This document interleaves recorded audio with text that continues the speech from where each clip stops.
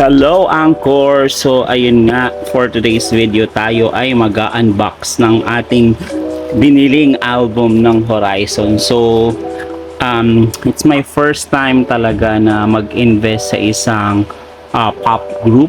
Kahit dati yung gusto ko BTS, To Anyone, hindi talaga ako bumibili ng album or anything. Pero ito talaga kasi syempre support Pinoy. Kaya ayan, so unbox na natin siya. Pre-order to pero nung 22 lang dumating kasi fully paid ako nung 21. So ayan, pag nakita nyo, ayan, fully sealed talaga siya. Ayan. Tapos may note. Ang sabi sa note ay thank you. Yan. So, ito pala yung harap. So, from CNA siya. I think isa ito sa mga legit na pilihan talaga ng mga K-pop album. So, ayan. Kinakabahan ako na nai-excite. So, dahan-dahan lang. Syempre.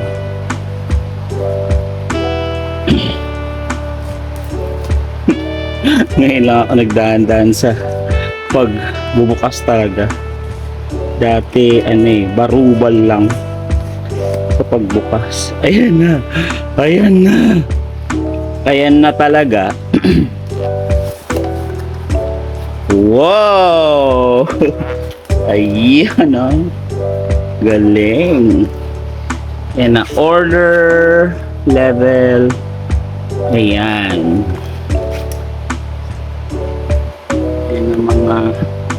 Mga loads. So open natin siya ng maayos.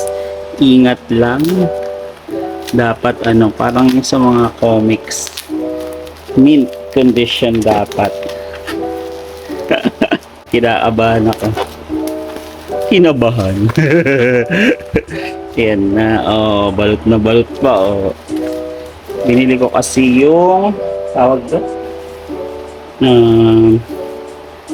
tatlong version. Ayan. Diba?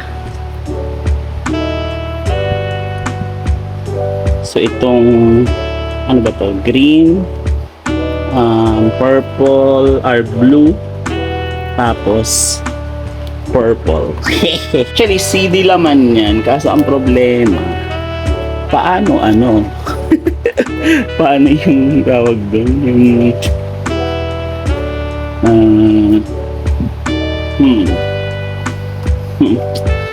yan ito yung sa bus nila, yung photoshoot.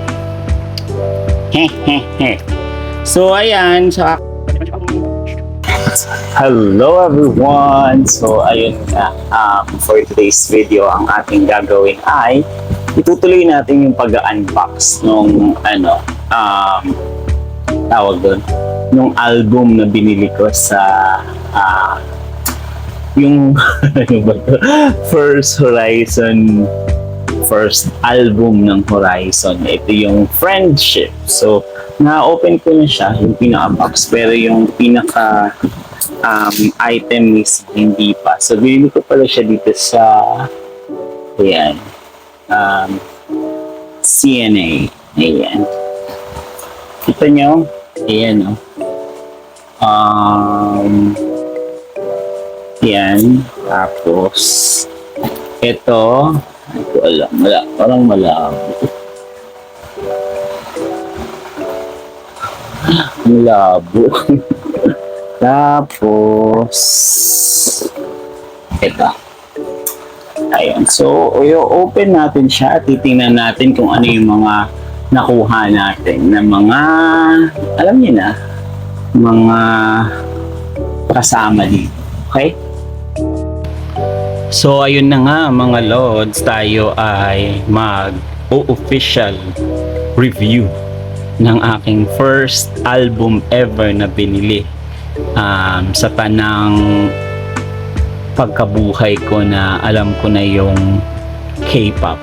So I know they're not K-pop, they're not P-pop, they are actually a global group. Pero syempre yung influence pa rin nito is a mix of both. At ayun, I'm just so proud of these boys kasi sobra talaga yung dedication nila. Saka yun nga, Filipino so support natin yung kapwa natin Pinoy. Hindi lang dahil Pinoy sila, kundi dahil sobrang talented, sobrang galing ng mga batang to na deserve nila tong supportang ibibigay natin or binibigay natin. Kaya ayun, so ayan, it's my first tawag dito, look sa kanilang album. So unahin natin to, actually tatlo yung binili ko. Ayan. So isa-isayin natin silang titingnan kung ano yung mga pagkakaiba nung laman nila. Ayan. So ayan. Hihi. Tingnan natin kung ano-ano mga laman nila. So unahin natin tong purple. So ayan, open. So kita nyo agad, Horizon. Yan o, diba?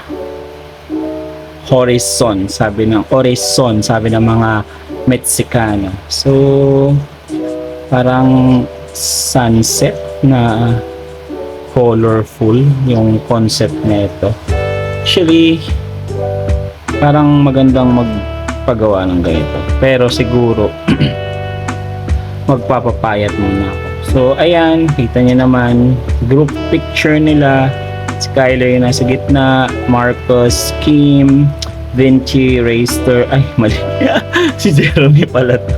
Kim, Winston, si Vinci. So ayan, Marcus, saka si Kim, Rayster, saka si Vinci, Kyler. So ayan, yan, puro si Kyler uli. Yan si Winston. Si Winston talaga yung pinaka nag-glow up Sabi ko nga gusto ko ng Tonton glow up. Ano kaya yung Tonton glow up, no? Pero sobrang deserve din itong bata na to na napaka dedicated Alam mo yung top 1 ka sa klase nyo tapos nanalo ka pa sa Dream Maker. Parang ang daming oras na parang ewan ko. Siguro nung bata ako kaya ko. Pero ngayon kasi matanda na ako. Uy! Sama-sama. So, ayun. Ito yung mga ano daw. Yung nasa KMJS na mga mahal.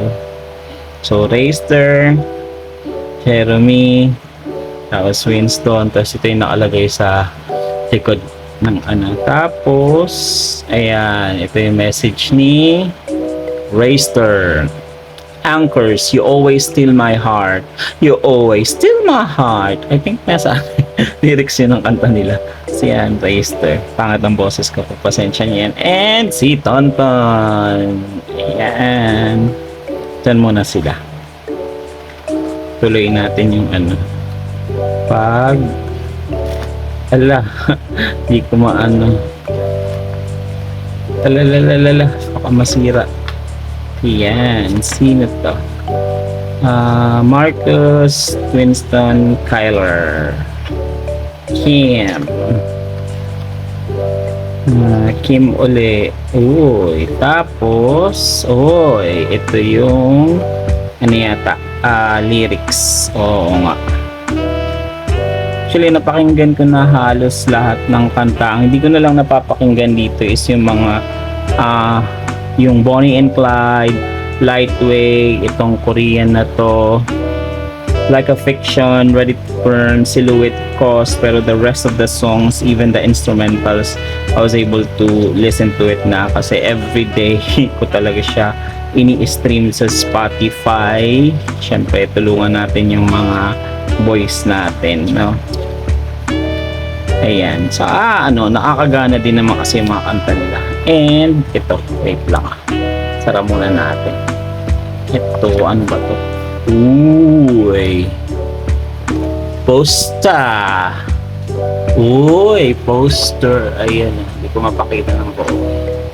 Pero may sinot akong isa na ano. Insert ko na lang. Ayan. Ano ba? Tuloy natin ang pag-check. So, ayan. Si Rayster naman. Rayster uli. Rayster and Kim.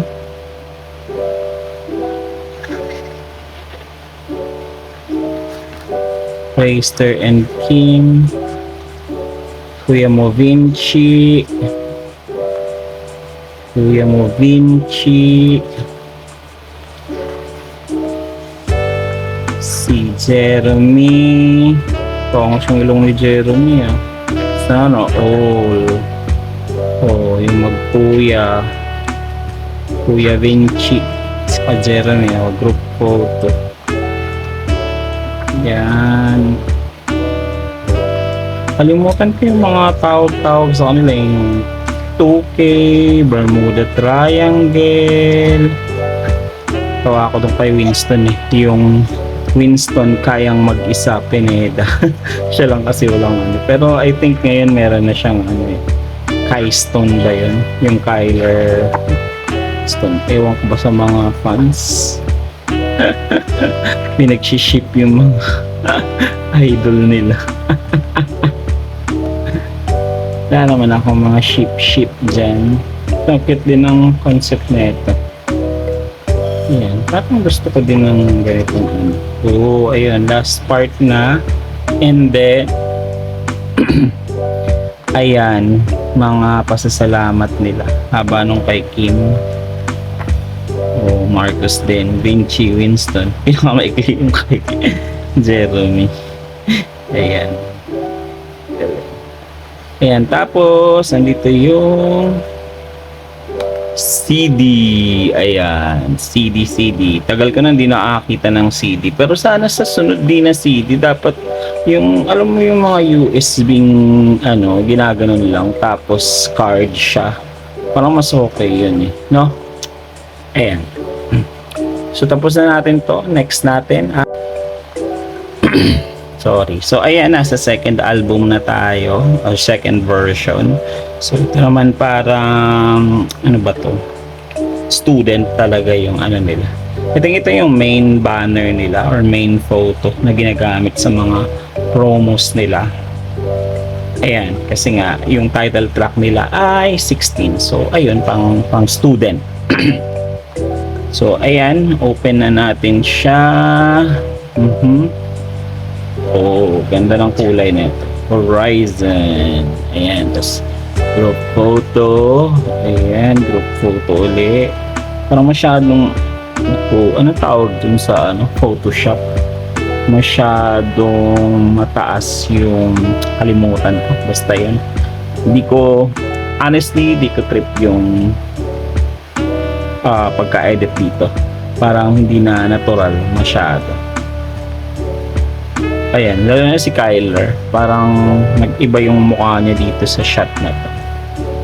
Kaya magagawa natin. Ganun talaga.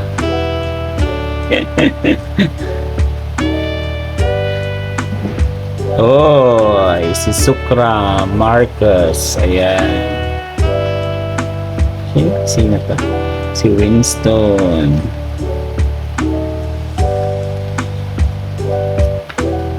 Si Winston uli. Winston. Ito si Kai Stone. Yung sinasabi ko kanina. Kyler and Winston. Kai Stone. So, si Rayster. Ganda ng pants. Ganda ng pants niya. Gusto ko ng pants. Kaya nabibili yan. Jeremy. And pangs talaga ni Jeremy. Parang ano siya. Talagang siga ng tundo. Dancer kasi. Kaya angas talaga. Tama si Kuya Vinci. Eh,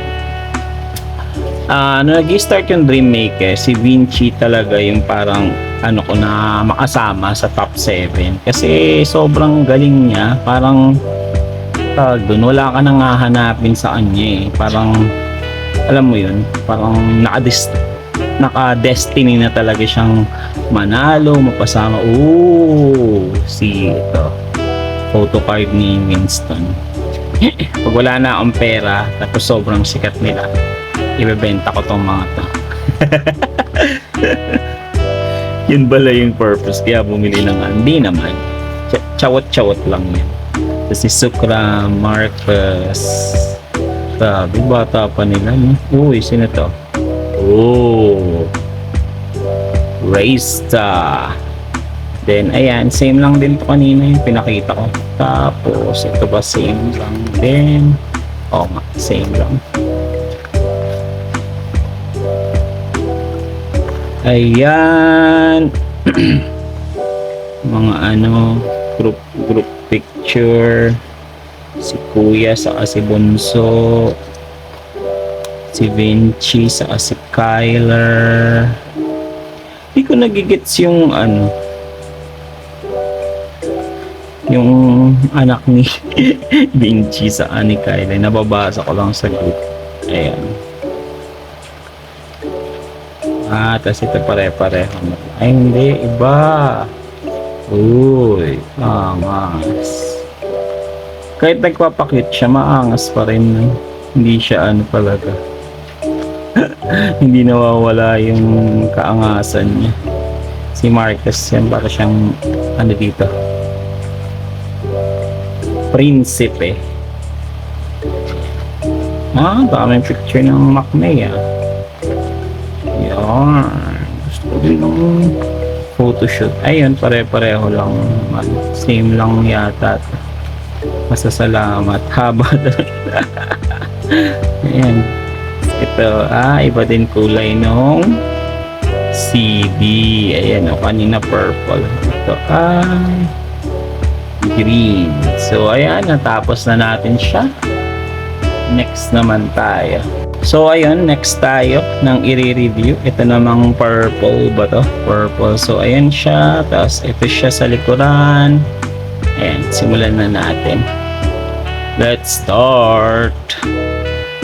Ganda talaga. Ganda talaga kasi po. Oy, ganda. Ano to? Parang feeling ko mas dito sila nag-enjoy na issue. More close up siya. Oy, Magician, Angel. Ang tawag dyan. Kalimutan.